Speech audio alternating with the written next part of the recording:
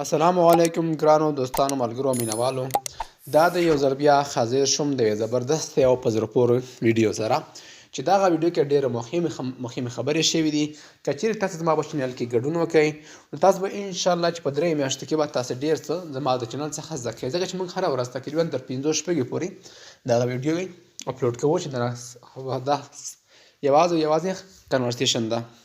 موږ لغات هم لرو، نو راځو اول دغه کنورسیشن ولو چې دغه د نظیفې او د نادیې ترمنځ یوه محاوره شوې ده چې دوی ترمنځ یوه خبره اترې شوې دي.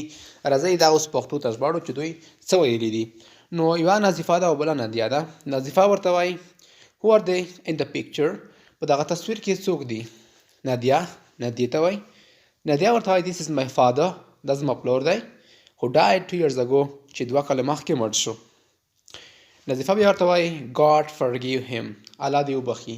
که تاسې غواړئ چاته په انګلیسي کې ووایئ چې الله دې وبخه، نو تاسې کولی شئ چې ورته ووایئ God forgive you یا God forgive him، الله دې وبخي.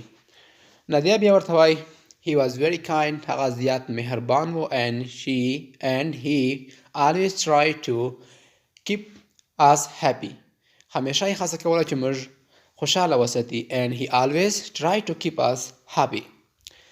نظیفه بیا ورته وایي and who are these people، دغه خلک څوک دي. نادیه ورته وایي they are my uncles، دا زما ترونه دي یا ماماګان دي. this is uncle طاهر، دغه انکل طاهر دی. and he is a doctor، او هغه یو ډاکټر دی. and that is uncle نعیم، او هغه زما تره نعیم دی. he is a gardener، چې څه ویل کېږي باغوان ته. he is a gardener، هغه یو باغوان دی. and the university په پوهنتون کې.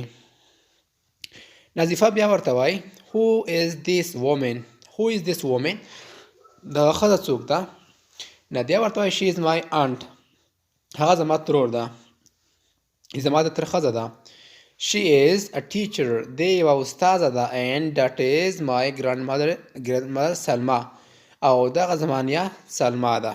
grandmother څه معنی؟ سلما. grandmother means نیا. نظیفه بیا ورته وایي she looks really young، یعنې دی ډېره ځوان ښکاري. how old is she، یعنې دی څومره عمر لري. نادیه ورته وایي she is only 55 years old، دی یوازې د 55 کلونو ده. and she is a doctor، او دی یوه ډاکټره ده. نظیفه بیا ورته وایي your family is really great، ستاسې کورنۍ واقعا ډېره ښایسته یا ډېره ښه کورنۍ لرئ. نادیه ورته وایي thank you، مننه. نو دغه خبرې اترې ډېرې زیاتې مهمې دي.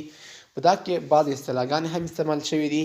تاسې کولی شئ چې په ډېر اسانۍ سره انګلیسي همدلته زده کړئ. نو زما چینل کې درسره ګډون وکړئ تر څو هم تاسو وکولی شئ په راتلونکو 3 میاشتو کې تاسې خپله انګلیسي ډېره ښه کوئ. ځکه چې زموږ ویډیو 15 منټه وي، نو تاسو هم کولی شئ 3 منټه 4 منټه چې تاسې دغه شیان مطالعه کوئ، نو تاسو به انشاءالله ډېر انګلیسي به ستاسو ډېره ښه شي. ځکه چې موږ 15 تقریبا تر 6 پورې دا کتابونه لرو چې موږ هره ورځ ترې 2 3 4 تر 5 6 پورې ویډیو پورته کوو.